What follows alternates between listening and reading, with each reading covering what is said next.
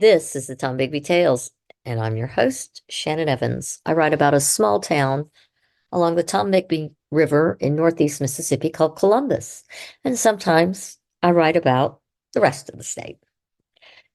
This episode is about Constable Abe Loftis, who gave his life in the line of duty. Abe Loftis was born in Lowndes County in 1852 to Powell and Polly Ann Loftis. He apparently left Lowndes County for adventure in Texas in the 1870s. By 1880, when he was 29 years old, Loftis was married to Emma, called Loftis, we don't know her last name, and working as an overseer in Lowndes County for the 1880 census. Abe and his wife and children left farming, and he became a tax collector for the city and the county. They lived at 406 North 8th Street in Columbus. Loftis was elected constable in August of 1905 by an overwhelming majority. In 1906, Loftis was sent as the constable by Justice of the Peace H.D. Foote with an affidavit to arrest one Ollie Moore, a local flim-flam man. Moore had taken out a fraudulent loan through the Masonic Temple on Gleeds Corner and had obtained the money under false pretenses. Loftis, his son Perry, and a Mr. Tom Haynes went to Moore's home near the coal chutes near the Southern Railway about midnight on a Friday night. Moore denied he was their man, and Loftis told him he was still under arrest.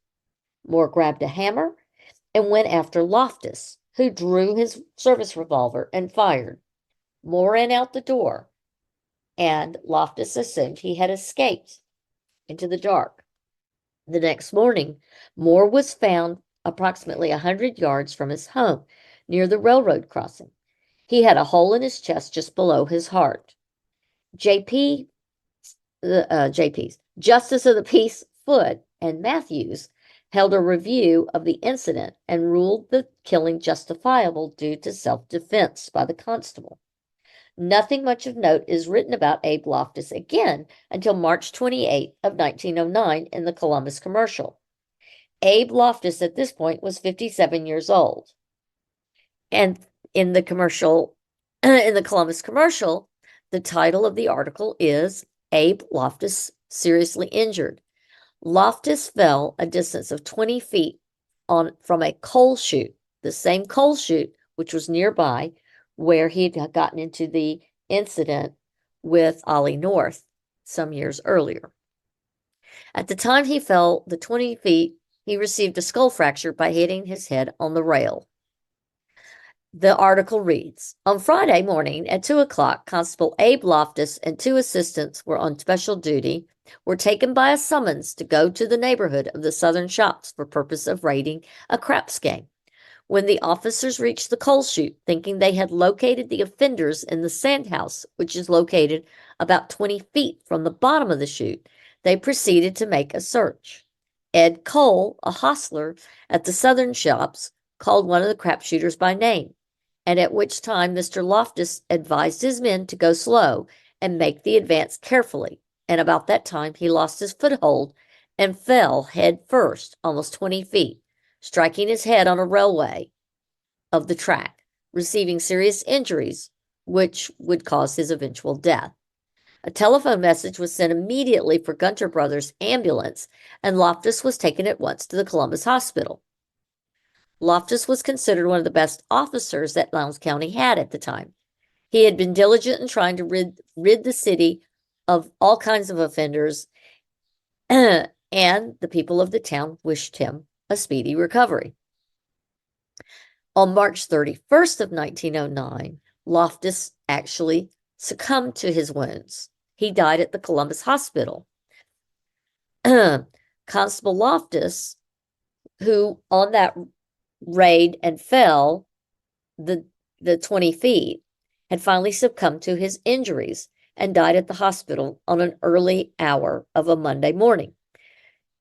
Constable Loftis was considered a terror to local evildoers and had recently been making things very uncomfortable for all the illegal crap games that were going on around the rail yards. He and Deputy J.H. Lance and policeman Jim Morton had gone to the chute for the purpose of making a raid at 2 o'clock in the morning on a Friday.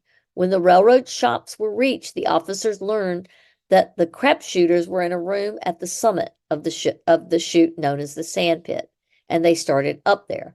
Just as they were nearing the sand pit, an engineer emerged from the door with a lantern in his hand, and that light blinded Constable Loftis.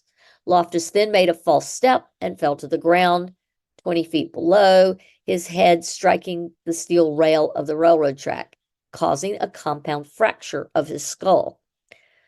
The officer was carried wounded and bleeding to the hospital where an operation was performed.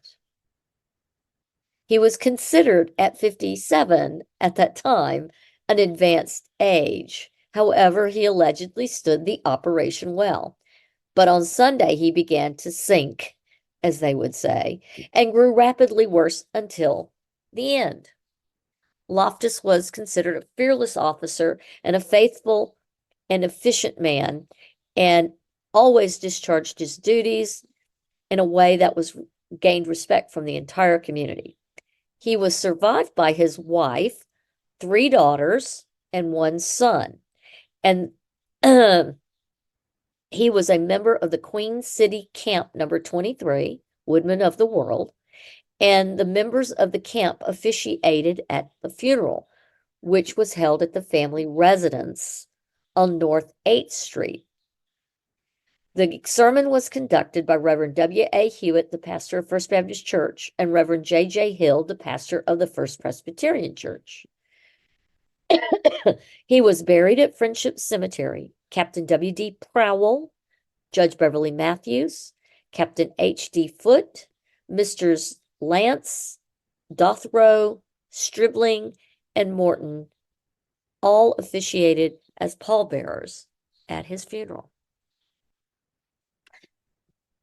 That is the story of Abe Loftis, a man who died in the line of duty and is buried at Friendship Cemetery in Columbus, Mississippi, along the Tombigbee River. Thank you for coming on this little trip down memory lane with the Tombigbee Tales. Until next time.